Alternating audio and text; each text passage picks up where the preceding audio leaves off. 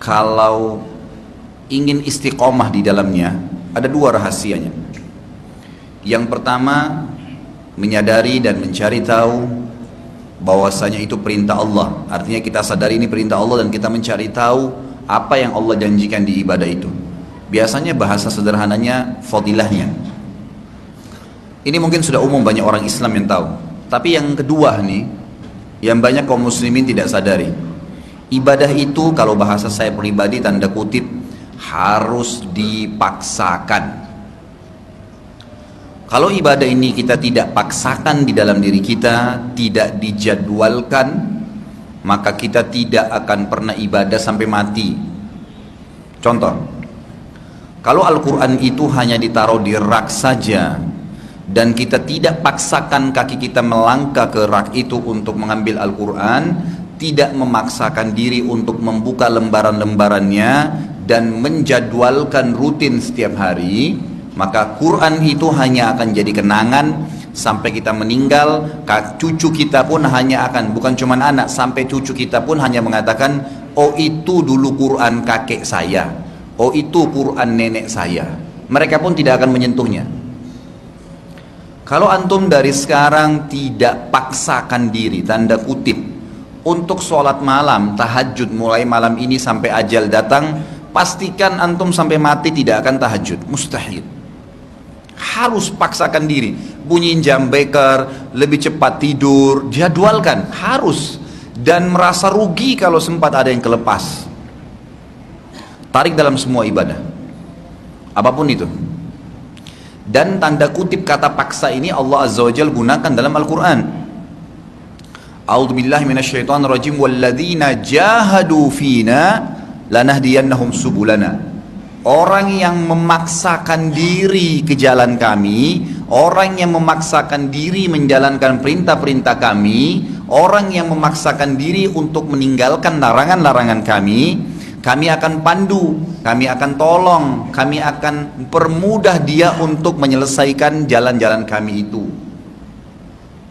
Kalau ngantuk malam, paksain bangun. Ingat hadis Nabi SAW, kalau anak Adam tidur diikat oleh syaitan dengan 3 ikatan. Kapan dia tahmid, memuji Allah, bangun tidur dengan baca doa bangun tidur, alhamdulillahilladzi ahyana ba'da ma amatana wa ilaihin nusyur.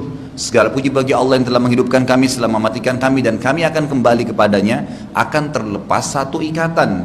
Dan kalau dia berwudu, ini paksakan lagi, bukan cuma baca doa, ngantuk, berdiri ke kamar mandi, dia wudu, terlepas ikatan yang kedua. Dan kalau dia sholat, ini tahapannya ya, paksain lagi, dia paksain sholat, maka terlepas ikatan kedua, ketiga, dan engkau akan mendapati orang tersebut paling bahagia di harinya, ceria.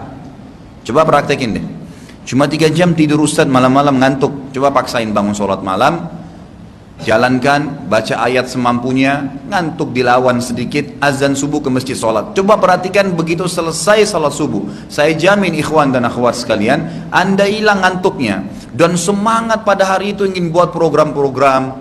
Bahkan kadang-kadang subhanallah kita kalau tidak punya program, tidak maksain ibadah seperti ini, maka biar tidur 8 jam semalam, tetap aja ngantuk habis subuh. Beda. Tidak bisa kalau tidak dipaksakan.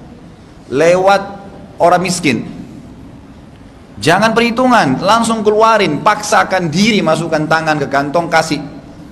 Biar setan kasih 1000 opsi, 1000 penawaran, janganlah, masih muda lah, beginilah, begitulah, kau masih perlulah, a'udzubillahi minasyaitonirrajim, kasih. Dan ikuti pemaksaan diri terhadap ibadah ini saudaraku, dengan tidak ragu sedikit pun terhadap janji Allah.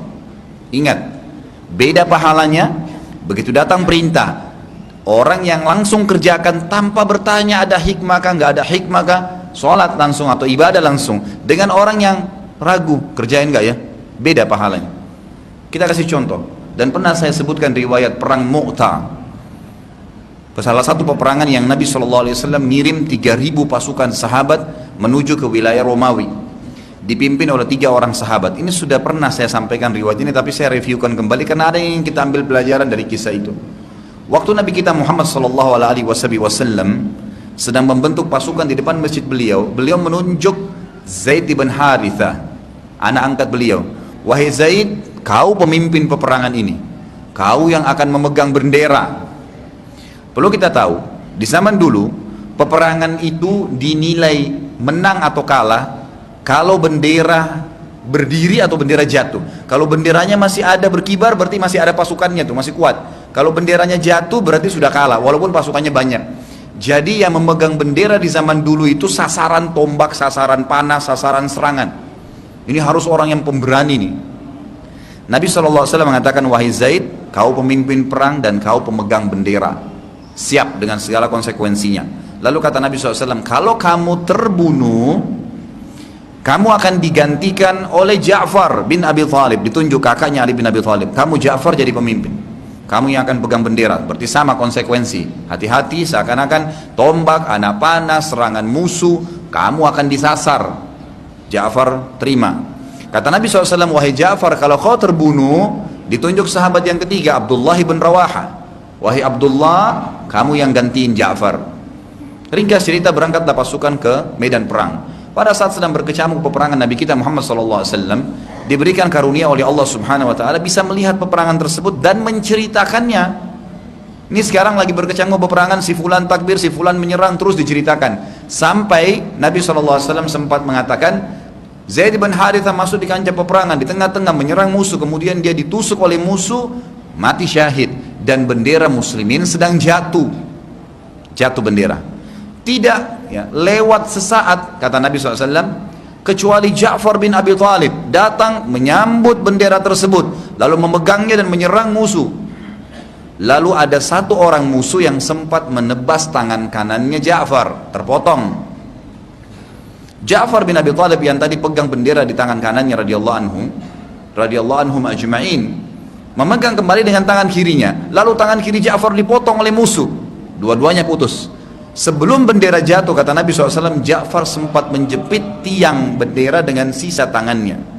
Lalu musuh datang dan menusuk dadanya, meninggallah mati syahid Ja'far.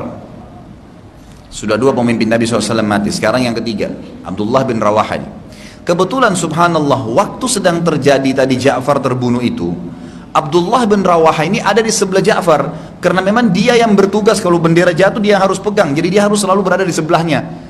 Seperti tadi Zaid bin Harithah, waktu pertama pegang bendera, Ja'far sama Abdullah harus ada di sebelahnya tuh. Kapan jatuh dia harus segera pegang, karena ini menang kalahnya pasukan dari bendera jatuh atau berkibar. Abdullah waktu melihat tangan Ja'far dipotong kanan, dipotong kiri, dalam mucar, dadanya ditusuk, pemandangan yang luar biasa nih. Ja'far radhiyallahu anhu sempat diam sebentar. Lalu dia motivasi dirinya, dia mengatakan, wahai Ja'far, wahai Abdullah, tinggal satu langkah lagi, kamu menyerang musuh, ditusuk, surga yang luasnya seluas langit dan bumi. Lalu Abdullah mengatakan, Allahu Akbar. Dia ambil bendera tersebut lalu diangkat, kemudian dia masuk kancah peperangan sampai terbunuh mati syahid. Ringkas cerita juga, saya ringkas riwayatnya. Nabi kita Muhammad SAW berkata, 3 orang teman kalian ini sekarang sedang disiapkan oleh Allah Subhanahu Wa Taala singgasana di surga. Belum dipakai, tapi sudah disiapin nanti kalau masuk surga. Kalau Zaid bin Harithah dengan Ja'far bin Abi Thalib disiapkan singgasana yang besar, kakinya 4 penuh dengan permata-permata yang bagus. Sementara Abdullah disiapkan singgasana yang lebih kecil, kakinya 3, permatanya lebih sedikit. Para sahabat bertanya, ya Rasulullah, kok bisa beda? 3-tiganya pemimpin anda, 3-tiganya sahabat anda, 3-tiganya mati syahid. Kata Nabi SAW, ini yang digarisbawahi, karena Abdullah sempat ragu sejenak.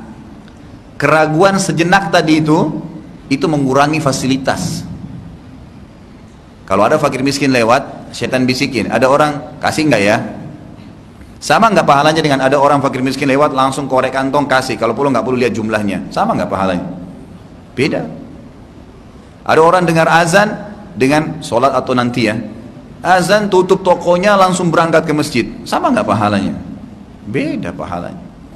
Jadi dalam ibadah ini selain memaksakan diri, juga tidak boleh terlambat, jangan tunda, jangan dahulukan apapun bila dipertemukan dengan ibadah kepada Allah Subhanahu Wa Taala.